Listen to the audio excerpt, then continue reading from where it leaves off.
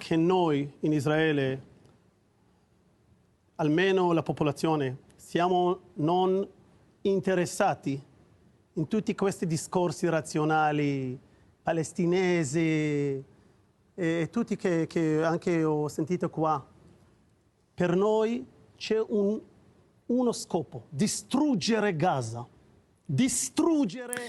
Israel claims the war on Gaza is an existential one of a right to exist, while many others see this as the same one, but for the people imprisoned there.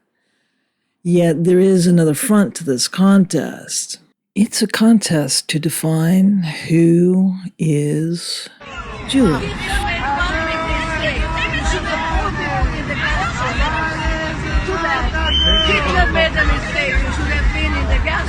And who defines Jewishness. The definition of anti-Semitism in Germany was expanded a few years ago, and besides hatred against Jews, it now includes attacks against Israel, such as expressed verbally or on signs. Some say this vague definition is a threat to freedom of speech. One that the Western powers are taking a particular side on, whether intentional or not. They politicized the term, and as a Jew, I can be now defined as anti-Semitic, which is something that I'm afraid of personally.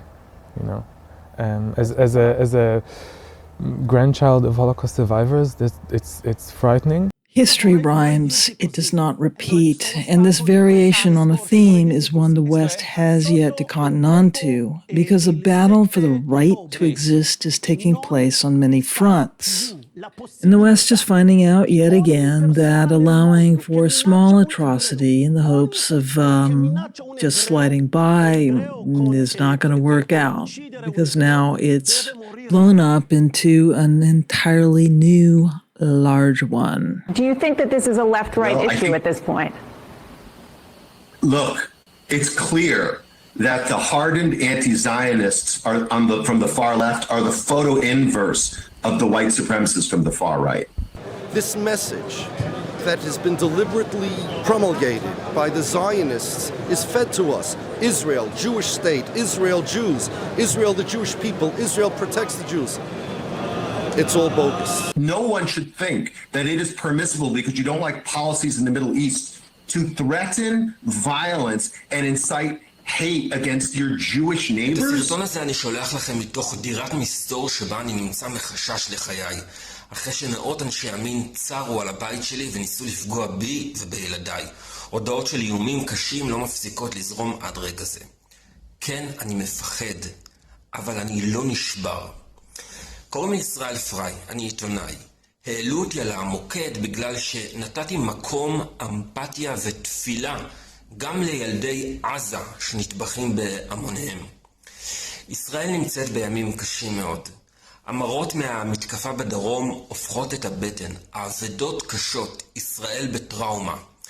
אבל מהר מאוד הטראומה והרגשות האלה חצו את הקווים ומוציאות מאיתנו הישראלים את מה שנזרע פה לאורך שנים והתעצם בממשלת הכהניזם הקיצוני שעלתה לשלטון. And to think that extremism only comes from one side of the spectrum is a joke.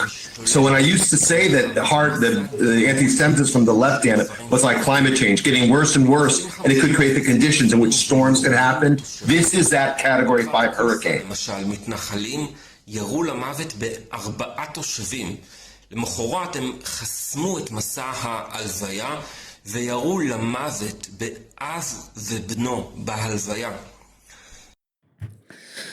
Hamas's atrocity uncorked anti-Semitism in a number of ways, but Israel's own actions to it has provided full cover. Bigots and Nazis will go with any excuse, but those with grievance built up over Israel's own hand in history, blended with fresh atrocity, lends a fresh layer to the objections to a Zionism which is, in the end, a blood and soil movement. Hamas is definitely the Palestinian reflection of the same sentiment. But to put an end to this, all of it needs to go, which means that Zionism has to be retired. Because at the very least, it has become somewhat of an existential threat to Jews everywhere in a new and very frightening way. אבל בחסות המלחמה אנשים מנצלים אותה כדי לקדם את המדיניות שתוכננה מלכתחילה, אפרטהייד, טיהור אתני ודחיקת הפלסטינים מהמרחב. המילה נכבה 2 כבר נאמרת בגלוי. תמונות של ילדים ערבים עם כוונת של רובה מכוונת עליהם מופצות ברשתות החברתיות עם הכיתוב הורגים היום את המחבל של מחר. ומעל הכל, ההרג ההמוני בעזה של